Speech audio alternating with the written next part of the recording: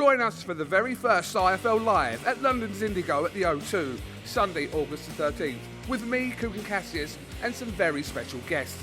Eddie Hearn, Darren Barker, Johnny Fisher and more.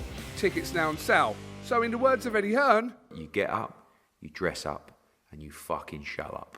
Oscar Bevis, IFL TV, proudly sponsored by the last. Natasha Jonas joins me. Tash, thank you very much for giving me some of your time. Much appreciated. I know it's a bit of a hectic gym today, but kind of home comforts to start the fight week. Yeah. Manchester's become my second home. Unfortunately, I was going to say, is that controversial in your position? As a Scouser, there's a little bit. It conflicts with everything it means to be Scouse. But yeah, I've had some great times here. Obviously, the Amir Khan night, then again for the care, also Katie Taylor, and again on Saturday. So we've had some great nights here, and I'll have a lot of support from home as it's only 40 minutes up the motorway. I saw you getting your little girl involved a bit in the ring. Is she going to be a world champion? Because the Jonases just do what they want when it comes to sport. So how long we got? 10, 15 years and she's undisputed world champion?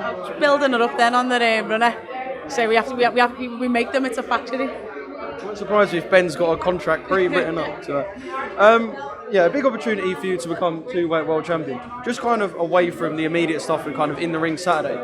What an 18 months it's been. You could argue, and I don't know if you were going to kind of act big-headed about it, but you could argue you've had the best 18 months of any British fighter. When things might have looked a bit frozen, things didn't go your way, come back, change weight, sign to box a world champion, going down a weight to try and become two-weight. It has been a ridiculously successful 18 months. Yeah, it's obviously everything that Ben promised me, he's actually made happen. So respect to Ben, respect to Sky for putting it on and supporting me and putting me on the platform, and also, being the home fighter. And me and Joe have to go away and do the work. Joe does the work and I go and execute it. So, we've worked well as a team, all in all, and it's proved a great 18 months. And like you say, it's hard to rival and hard to compare it because there's nothing else to compare it to. Fingers crossed it's going to be even more of a legacy leave, two-weight world champion Saturday night. Talk to us, and for those who don't know about Kandi, what she's going to bring to the ring on Saturday. There isn't much, to be honest, of it to see. I've seen a fight against McCaskill, I've seen a fight against Southport, I've seen bits of the fight against Bab. I know she's game, tough, durable, keeps coming forward, throws lots of shots, but I've prepared myself for the best version of her, and I will put my best version forward. Obviously, the time she's kind of stepped up to that elite level, she's come short. So do you kind of look at it, not from a cocky perspective, but do you look at it and think, I should be doing a job on Kandi on Saturday? No, I just go in with total focus on imposing my strengths and doing what I need to do. It's not, people keep saying about stoppages and predictions. I don't do none of that. I'm just, if the opportunity presents itself, of course, but I'm in there to train myself for, all this sacrifice in camp and everything else. I've trained for 10 hard rounds, and that's what I've put my body to expect. Like you said, focus only for Saturday, but what we've got to do, we've got to ask kind of about the future. At welter, McCaskill and Sandy Ryan's now been signed. I know obviously there's kind of promotional ties in this and that, but there will be a fantastic fight to be made at welterweight. Is that something you could even let yourself think about? Because I know you're about making legacy, so even just little things, any of them sort of stuff even cross your mind at the moment?